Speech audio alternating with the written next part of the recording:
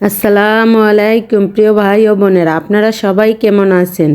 আশা করি আল্লাহর অশেষ রহমতে সবাই ভালোই আছেন। আমিও আল্লাহর অশেষ রহমতে ভালোই আছি। আজকে আমি শীতের স্পেশাল পাটিসাপটা পিঠে নিয়ে এসেছি গুড় নারকেল দিয়ে। তার জন্য এখানে আমি একটা বোল নিয়েছি। বোলের ভিতরে এই বাটির 3 বাটি চালের গুঁড়া দিয়ে দিব। তারপরে সাথে দিব 1.5 বাটি আটা। পরিমাপটা যদি ঠিক থাকে তাহলে পাটিসাপটা পিঠা 100% হবে। এখন আমি চালের গুঁড়া আর আটা ভালো করে মিশিয়ে নেব। আমি এখানে আটা দিয়েছি, আপনারা চাইলে ময়দাও ব্যবহার করতে পারেন। তারপরে দিয়ে দিলাম স্বাদ মতন লবণ। তারপরে দিয়ে দিব এই বাটির 1 বাটি চিনি। আমি 1 বাটি পুরোটাই দিয়ে দিয়েছি। মিষ্টিটা আপনারা আপনাদের স্বাদ অনুযায়ী দিবেন। তারপর হালকা একটু মিশিয়ে নিয়ে এখানে আমি ওই বাটিরই আধা বাটি গুঁড়ো দুধ দিয়ে দিলাম। এভাবে যদি পাটিসাপটা পিঠা বানানো হয় তাহলে খেতে কিন্তু দুর্দান্ত স্বাদ হয়। তারপরে আমি অল্প অল্প করে পানি দিয়ে একটা ব্যাটার তৈরি করে নিব। ব্যাটারটা তৈরি করে দেখাচ্ছি।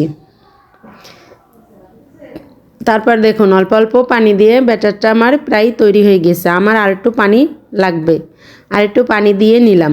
তারপরে দেখুন ব্যাটারটা কীরকমের থাকবে আমি দেখিয়ে দিচ্ছি।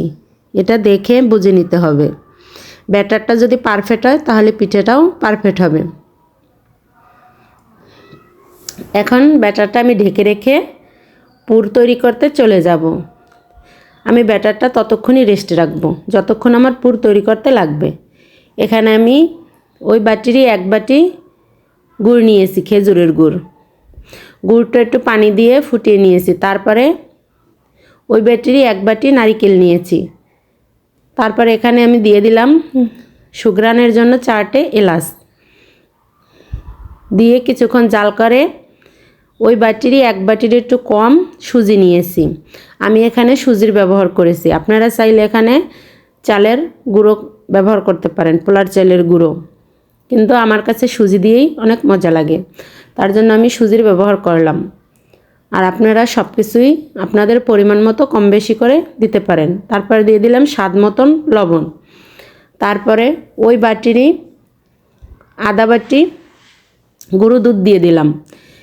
এই পিঠাটা এত মজা ছিল শুধু গুঁড়া দুধ আর খেজুরের গুড়ের জন্য। এই দুইটা উপকরণ থাকলে পিঠাটা খেতে খুব সুস্বাদু হয়। আপনারা চাইলে এখানে গরুর লিকুইড দুধও ব্যবহার করতে পারেন। আমি এখানে গুঁড়ো দুধ ব্যবহার করেছি কারণ আমার কাছে গুঁড়ো দুধেরটাই ভালো লাগে। এই যে দেখুন আমার পুরোটা তৈরি করাও হয়ে গিয়েছে। আমি এর চেয়ে আর শক্ত করব না, জুড়াইলে একটু ঘন হবে। তারপর একটা ননস্টিকের তাওয়া দিয়ে দিলাম। তাওয়াটা গরম হয়ে যাওয়ার পর একটা বাটির ভিতরে অল্প একটু সয়াবিন তেল নিয়ে নিলাম। এখন আমি ব্রাশের সাহায্যে একটু তেল ব্রাশ করে দিব। অল্প একটু তেল নিলেই সুন্দর করে পুরো জায়গায় দিতে হয়, বেশি তেল দিলে কিন্তু পিঠে ভালো হবে না। তারপরে দেখুন 1 চামচ ব্যাটার নিয়েছি। ব্যাটারটা দেওয়ার পরে একটা রুটির আকার তৈরি করে নিয়েছি। তারপর কিছুক্ষণ অপেক্ষা করব, অল্প একটু সময় অপেক্ষা করব। করার পরে রুটিটা উপর থেকে হয়ে আসলে আমি এখানে পুরটা দিয়ে দিব। পুরটা আপনারা আপনাদের পছন্দ মতন দিবেন। আমি এখানে কম করে পুর দিব, নয়তো খাওয়া যাবে না, কারণ অনেক অনেক মিষ্টি হয়ে যাবে। তার জন্য আমি এখানে পুরটা পরিমাণ মতোই দিয়েছি, আমার পরিমাণ মতন। আপনারা চাইলে এখানে কম বেশি করে দিতে পারেন আপনাদের পছন্দ অনুযায়ী। এখন আমি দেখতেই পেলেন যে পিঠাটা হয়ে গিয়েছে। এখন আমি নামিয়ে নেব। এভাবে আমি আপনাদেরকে আর একটা ভেজে দেখাচ্ছি। অনেক ভাই বোনরা আছেন আমার ভিডিওটি দেখেন এবং লাইক সাবস্ক্রাইব কমেন্ট করেন, তাদেরকে অন্তরের অন্তঃস্থল থেকে অসংখ্য অসংখ্য ধন্যবাদ ও অনেক অনেক ভালোবাসা। অনেক ভাই বোনরা আছেন ভিডিওটি দেখেন কিন্তু একটা লাইক দিতে ভুলে যান, তাদেরকে বলছি প্লিজ একটা লাইক দিয়ে ভিডিওটি কন্টিনিউ করবেন। আপনার একটা লাইক আমার জন্য অনেক মূল্যবান। আমার ভিডিওটি অন্যের কাছে পৌঁছানোর জন্য অনেক উপকারী। তো প্লিজ একটা লাইক দিয়ে কন্টিনিউ করবেন। তারপরে এভাবে আমি সবগুলো পিঠে তৈরি করে নিব। অনেক ভাই বোনরা আছেন নিঃশব্দে ভিডিওটি দেখেন, তাদেরকে অনেক অনেক ধন্যবাদ। আর আমার চ্যানেলে অনেক অনেক নতুন বন্ধু যুক্ত হয়েছে, প্লিজ তারা 24 ঘন্টা অপেক্ষা করবেন। 24 ঘন্টা পর আমি আপনাদের পরিবারে ঘুরে আসব।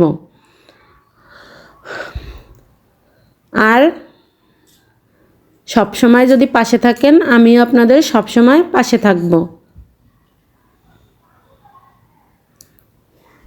আমার ভিডিওটি যদি আপনাদের কোনো অংশ ভালো লেগে থাকে, তাহলে চাইলেই আমার চ্যানেলটি সাবস্ক্রাইব করে পাশে থাকা অল বাটনটি বাজিয়ে রেখে দিতে পারেন। আমি কোনো ভিডিও ছাড়ার সঙ্গে সঙ্গে আপনাদের কাছে নোটিফিকেশন চলে যাবে। আপনারা আপনাদের সময় সুযোগ মতন দেখে নিতে পারবেন। আমরা যারা ইউটিউবে কাজ করি তারা জানি যে একটা ভিডিও তৈরি করতে তৈরি থেকে আপলোড করা পর্যন্ত কতটা পরিশ্রম করতে হয়। তাই আমরা একে অপরের পাশে থেকে ফুল ওয়াচ করে দিব, লাইক দিয়ে দিব, শুধু কমেন্ট করে চলে আসব না। আমি কিন্তু কখনো কারো ভিডিওতে শুধু কমেন্ট করে চলে আসি না, লাইক দিয়ে ফুল ওয়াচ করে আসি। কিন্তু দেখা যায় ভিডিওর শুরুতে কমেন্ট করে দিলাম, তাহলে তো অনেক সময় শেষে কি হয় বলতে পারি না। আর কমেন্টে তো ভিডিওর সব কথা বলা যায় না, যে শুরু থেকে শেষ পর্যন্ত কি করেছে। কিন্তু এভাবে সবাই শুরু থেকে শেষ পর্যন্ত দেখবেন। আবার দেখা হবে নতুন আর একটা ভিডিও নিয়ে। ততক্ষণ সবাই সুস্থ থাকুন, ভালো থাকুন। আমি একটা পিঠে ভেঙে দেখিয়ে দিচ্ছি যে এটা কতটা সফট হয়েছে। আর এটা খেতে কিন্তু দারুণ মজা ছিল। কার কার খেতে ইচ্ছা করে চলে আসুন আমার বাসায়।